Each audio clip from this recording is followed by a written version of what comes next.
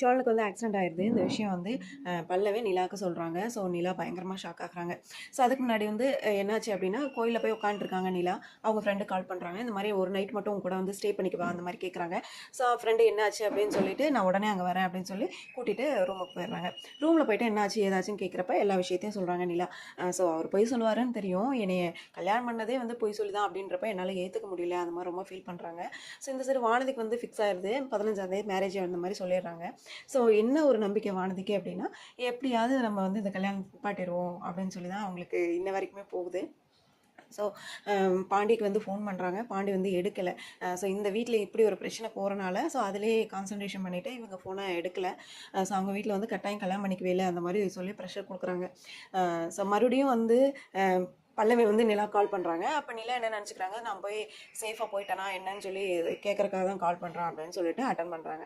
Attend பண்ணுறப்ப தான் சொல்கிறாங்க, பல்லவி இந்த மாதிரி சோழனுக்கு ஆக்சிடென்ட் ஆயிடுச்சு, எனக்கு மனசு கேட்கல, அதனால தான் உங்களுக்கு ஃபோன் பண்ணேன் அப்படின்னு சொல்லிட்டு உடனே நிலா சொல்கிறாங்க, எங்கே எந்த இடத்துல எப்படி அப்படின்னு சொல்லிட்டு விசாரிச்சுட்டு, சரி ஹாஸ்பிட்டல் என்ன ஹாஸ்பிட்டல் அப்படின்னு சொல்லிட்டு உடனே கிளம்பணும் அப்படின்றாங்க. அவங்க ஃப்ரெண்டோட சேர்ந்து போகிறாங்க.